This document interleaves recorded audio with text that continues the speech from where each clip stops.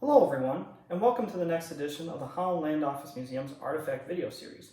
My name is Ryan Duffy, and I'm the director of the museum, and this week we're going to talk about one of the few military installations that was here in Batavia, and we're going to go way back to the early 19th century.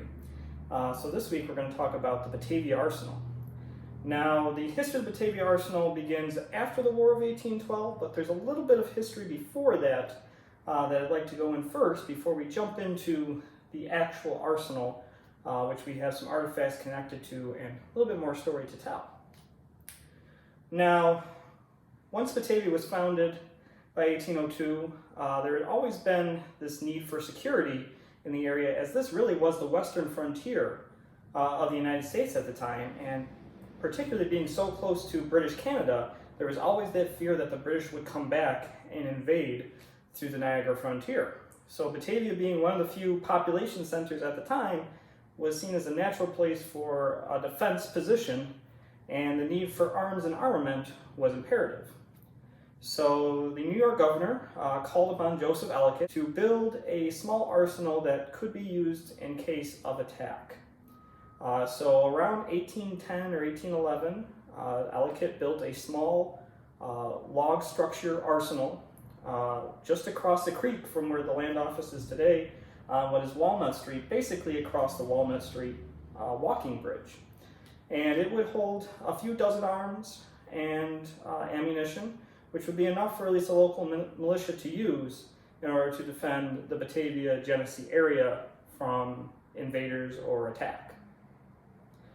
However, as time went on and war became ever more apparent between the United States and Great Britain, a need for a larger arsenal soon came to mind, though it did not come in time for the actual hostilities during the War of 1812.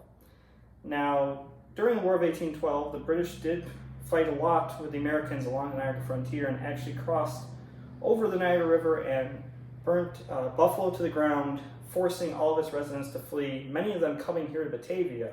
And it was actually here in Batavia, particularly at the Ellicott Mansion, where the U.S. Army forces that were in the area were going to make their stand if the British ever came.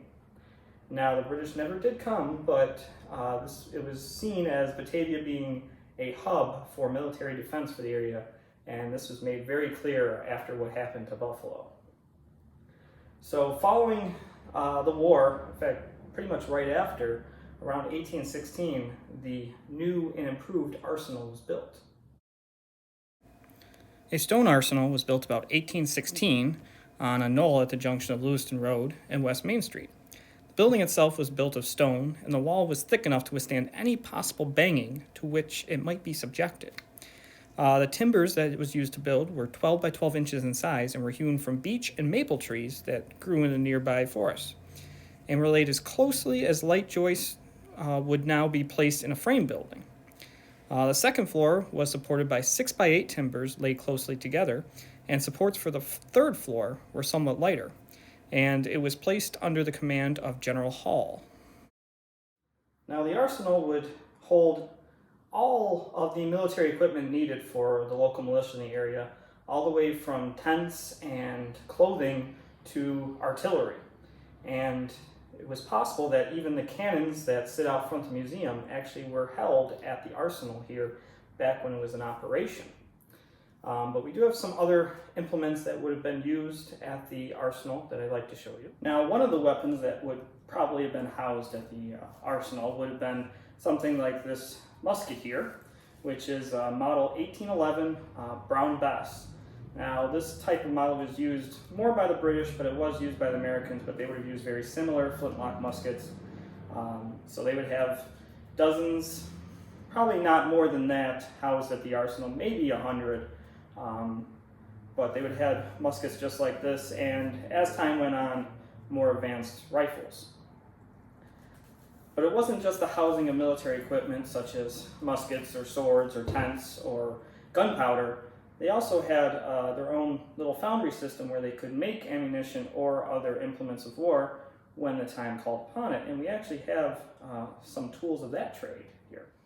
So here we have two smelting ladles that were used to pour in liquid hot metal in order to make either weapons or bullets for ammunition that were used at the armament here at the armory, and helped with the operation should the moments happen. We have one that's made out of cast iron, and we actually have another one that's very unique in that it's made out of burl, which was the knobs on trees, which is very strong, in fact stronger than some metals, so it could actually withstand the severe heat of the forging process, even though it looks like it did get a hole in it eventually. But these would have been used at the armory to help with any war effort.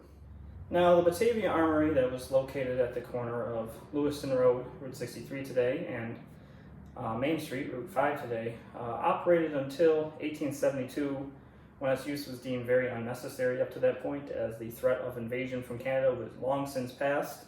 So it was actually torn down, but the bricks were reused, and they were actually reused to build the first high school here in Batavia, which was on Ross Street, which is the present site of the middle school today. So the bricks from the Arsenal actually survived until the 1920s, about 50 years after it was torn down. And we still see some remembrances of it today. Now, the local chapter, the Daughters of the American Revolution, the DAR, took it upon themselves to put markers at important historical spots, and one of those being the Arsenal. So what is pictured here on a large stone in front of Tops Markets today was actually placed there by the DAR in 1928 to commemorate the spot where the Batavia Arsenal once stood.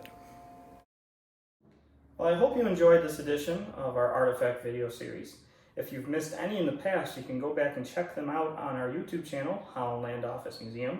We have a whole playlist dedicated to our Artifact video series, which I think this is video 67, I believe. Could be off a little bit on that. But, and as always, there's other videos on there from some of our guest speakers and concerts. Be sure to check those out. But always the best way to come and check out our artifacts and learn more about them is to stop by the museum yourself and check them out in person. If you stop in, I'll be more than happy to give you more stories and information about them.